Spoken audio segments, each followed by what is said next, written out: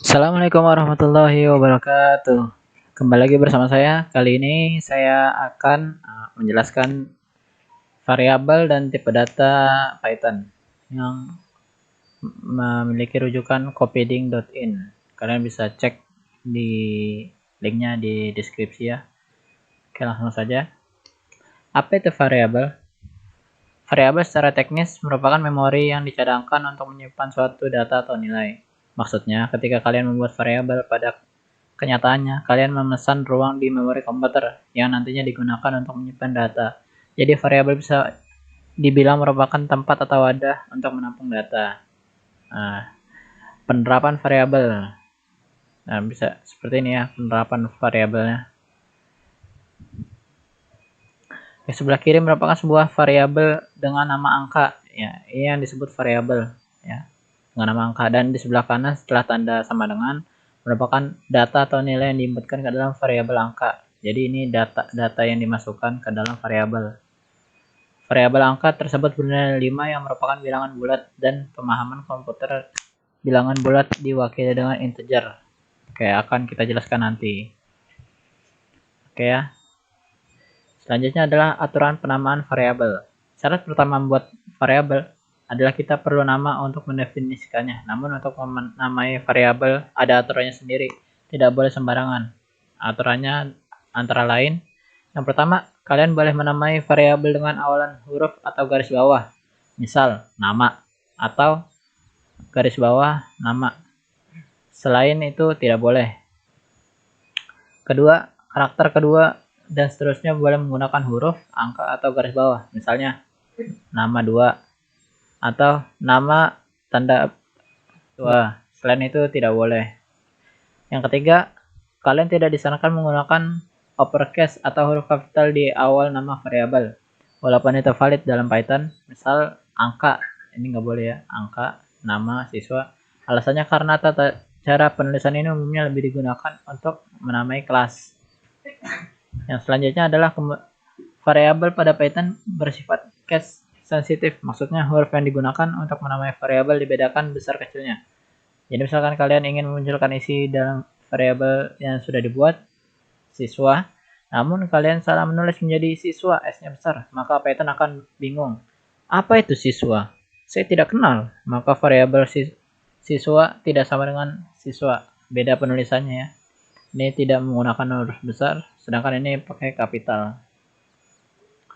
Oke, yang terakhir, kalian tidak diizinkan menamai variabel sama dengan kata kunci atau istilah yang secara default ada dalam Python.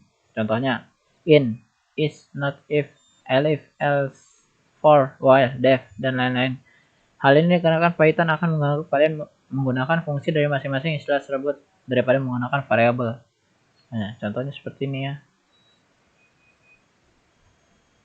Oke, lanjut kita ke tipe data. Memori komputer dapat menyimpan data dengan berbagai tipe. Namun bagaimana cara kita membantu komputer untuk mengklasifikasikan data sesuai tipe yang kita inginkan? Hal itu dapat diselesaikan dengan penggunaan tipe data. Tipe data akan mendefinisikan atau menjelaskan jenis data apa yang kita inputkan ke dalam variabel menggunakan pemahaman komputer.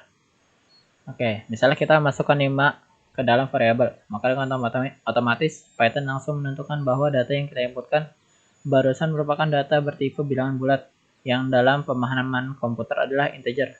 Bila datanya 5.5, maka bilangannya desimal, float. Lalu bila datanya nama kalian, berarti data berupa teks komputer yang membacanya sebagai string dan sebagainya. Oke, bermacam tipe data Python. Ada 6 tipe data standar di Python. Yang pertama ada tipe data numerik, tipe data teks, boolean, tipe data berurut, tipe data tak berurut, dan dictionary. Karena tipe data tersebut memiliki fungsi masing-masing. Yang pertama kita jelaskan dulu dari tipe data numerik, yaitu integer, float, dan kompleks. Nah, integer digunakan untuk bilangan bulat. Panjang data dari tipe integer sebesar memori yang tersedia. Contohnya ini ya, langsung kita praktekkan saja di PyCharm-nya. Bilangan bulat. Oke, kita run. Oke, ya kelasnya integer ya, karena bilangan bulat. Oke, selanjutnya Float digunakan untuk bilangan pecahan atau real. Panjang dari float dibatasi 17 angka di belakang titik. Ingat ya, karena standar bahasa pemrograman menggunakan standar bahasa Inggris, maka memisahkan bilangan desimal bukan menggunakan tanda koma, melainkan tanda titik. Contohnya seperti ini ya. Kita langsung saja.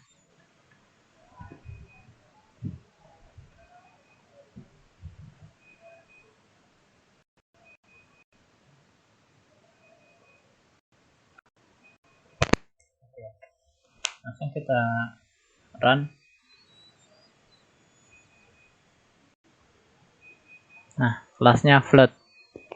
Jadi kalau float itu batasnya 17 angka di belakang titik. Selanjutnya ada kompleks, mewakili bilangan imaginer atau bilangan kompleks. Maka disebut juga data kompleks. Sepertinya contohnya.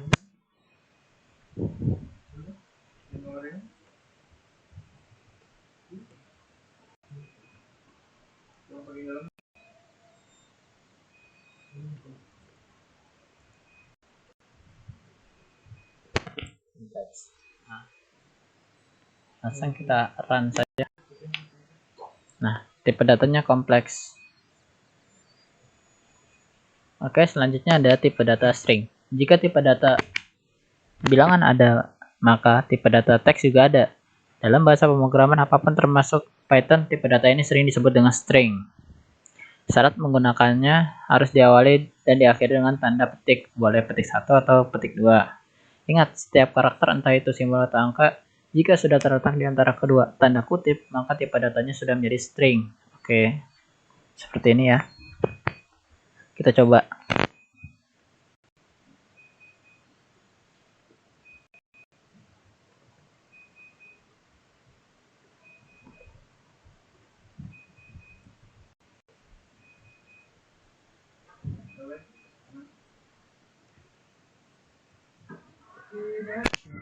Oke, langsung kita run.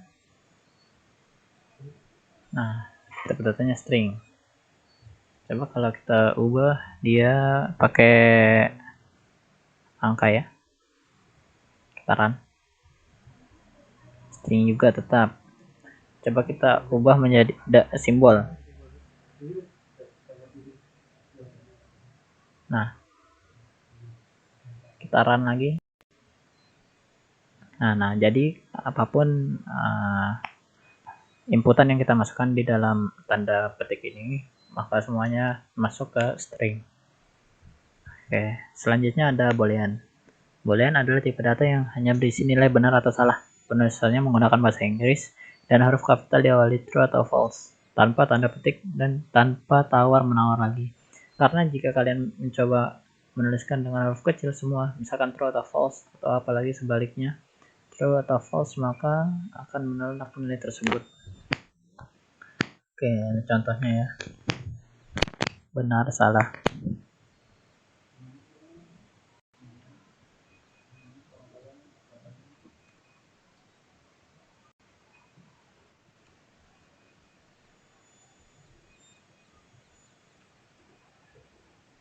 False, oke. Kita jalankan buat satu-satu aja guys.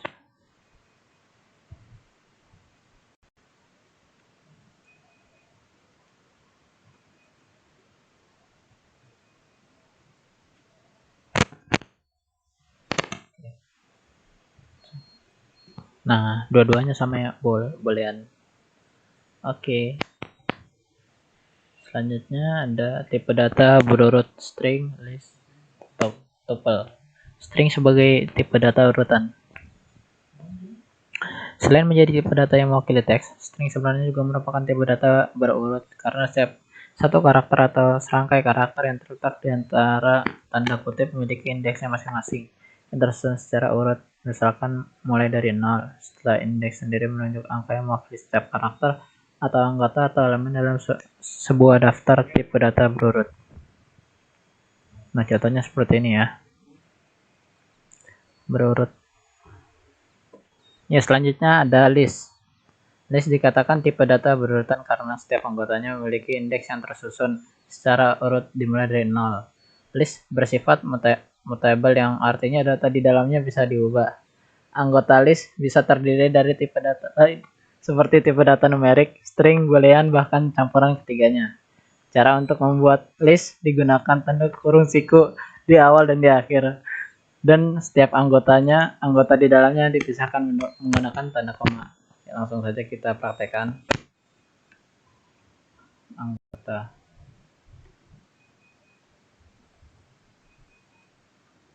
sama dengan kurung siku 5, 5,5, 5J,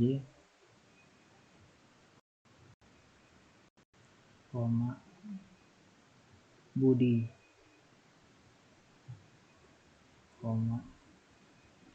Ru.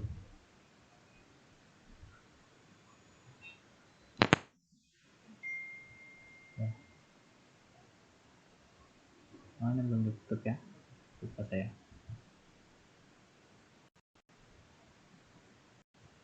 Anggota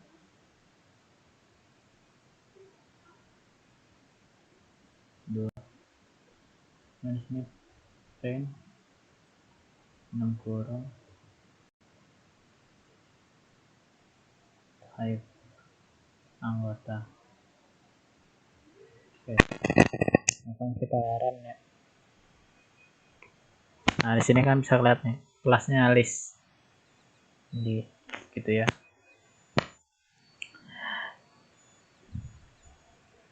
Kemudian ada tuple, sama seperti list. Bedanya jika list dimulai dan diakhiri dengan kurung siku, maka tuple menggunakan kurung biasa. Perbedaan selanjutnya dapat pada sifatnya. Tuple bersifat immutable, artinya data yang dikandungnya tidak bisa diubah. Cara mengakses anggota tuple sama seperti kedua temannya tadi. Nah, seperti ini ya. Sama jadi ya. Jadi dia bedanya di kurungnya aja. Yang kalau list pakai kurung siku, yang tuple kurung biasa.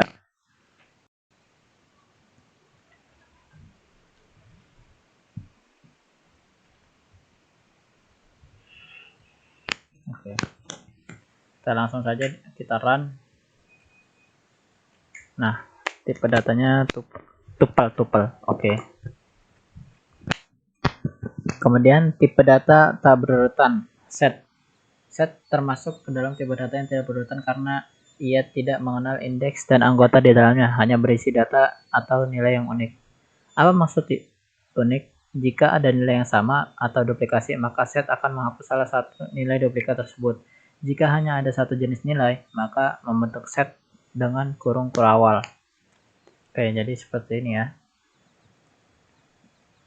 Coba kita tulis dulu. Kita ubah ininya.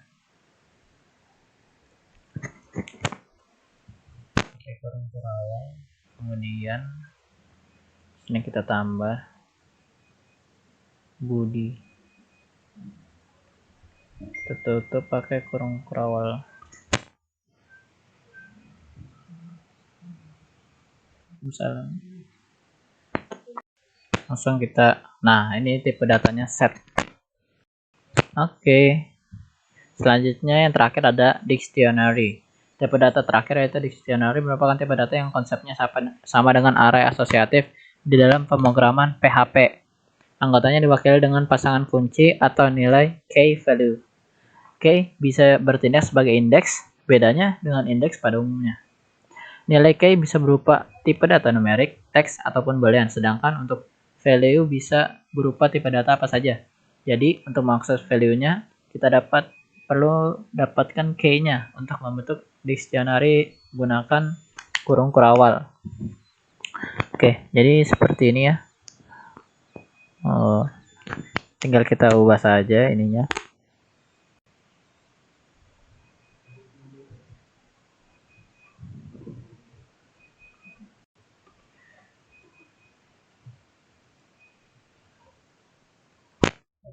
Status kemudian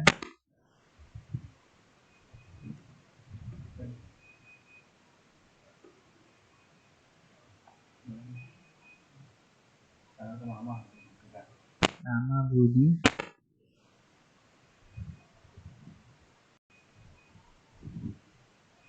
kemudian true benar.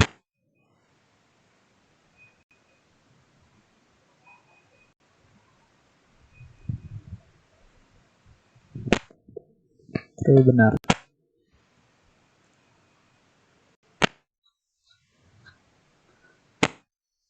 Langsung kita cek saja ininya, kita run. Nah, kelasnya Dictionary ya. Untuk mengakses videonya seperti ini ya. Anggota 1, nama anggota. Ya, mungkin itu saja yang bisa saya sampaikan pada kesempatan kali ini. Ya, tadi adalah mengenai tentang variabel dan tipe data Python. See you next time. Don't forget like, share, and subscribe. See you next time. Assalamualaikum warahmatullahi wabarakatuh.